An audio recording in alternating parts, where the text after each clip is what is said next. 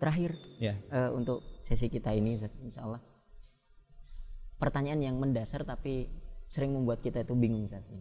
Apakah virus corona atau virus-virus lain yang terjadi belakangan ini yang dulu itu belum pernah ada begitu Ustaz.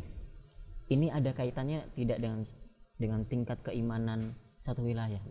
Apakah virus ini tuh hadir karena sudah banyak kekufuran di umat manusia ini atau ketidakberimanan kita ini, bagaimana nih Ustaz dipandang? Ya kalau sekedar mengingatkan orang untuk ingat mati, ingat ketentuan Allah apa segala macam itu bagus-bagus aja pada dasarnya, kan itu namanya ibrah gitu kan, pelajaran gitu. Tapi kalau saya memperhatikan bahwa ini tidak seperti yang terjadi pada umat-umat terdahulu. Kalau umat terdahulu memang langsung to the point gitu. Begitu mereka kafir, habiskan. Begitu mereka kufur, tenggelamkan. Begitu mereka cari gara-gara, bermasalah dan sebagainya, langsung dihukum mati dan sebagainya. Itu umat terdahulu. Tapi umat Nabi Muhammad itu kan dilindungi oleh Nabi sallallahu alaihi wasallam. Maksudnya umat Nabi Muhammad itu bukan hanya yang Islam ya, tapi yang kafir pun juga dapat kebaikan. Ya, kebaikan sebagaimana Syekh Mutawalli Sya'rawi kan menyebutkan bahwa wa ma arsalnaka illa rahmatan lil alamin.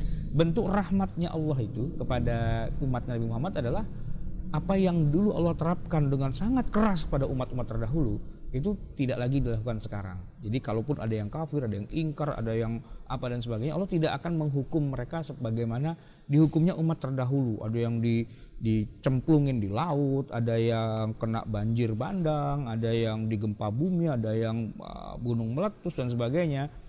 Itu karena kekafiran mereka. Maka yang Islam aman, yang ikut para nabi itu aman gitu ya. Kan yang ikut kapalnya Nabi Nuh kan aman, gitu kan. Yang kafir kan mati semua. Dan Nabi Nuh juga doanya juga serem itu. Jangan sisakan ya Allah orang kafir itu di muka bumi, jangan sisakan, dimatiin semua sama Allah, gitu kan. Atau ketika Nabi Musa menurunkan doa kepada Allah untuk menimbulkan wabah, ada kodok, ada belalang, ada darah, ada apa di Mesir itu kan. Maka itu semua wabah itu hanya terjadi buat orang-orang pendukungnya Fir'aun saja. Nah, pendukungnya Nabi Musa itu aman, nggak kena gitu. Tapi itu umat terdahulu lah. Kalau umat di zaman Nabi Muhammad itu tidak begitu. Yang kafir tidak langsung dihukum gitu kan, dan yang Islam pun tidak berarti langsung aman.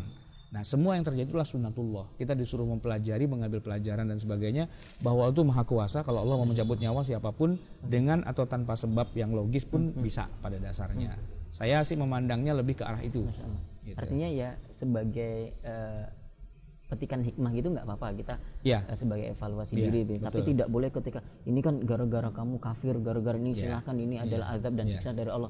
Itu tidak diperkenankan, tidak bijak begitu. Karena nanti akan jadi masalah ketika yang meninggalnya orang Islam, berarti dia Islamnya kafir dong selama ini, kan nggak pas juga kan.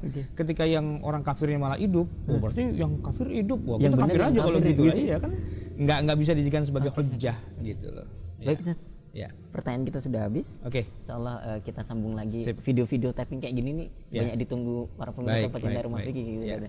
Baik, para pecinta rumah fikih dimanapun Anda berada, kita akhiri tapping kita pada sore hari ini. Mudah-mudahan kita semua dijaga oleh Allah Subhanahu wa taala, kesehatan kita, kesehatan lahir dan lebih-lebih batin.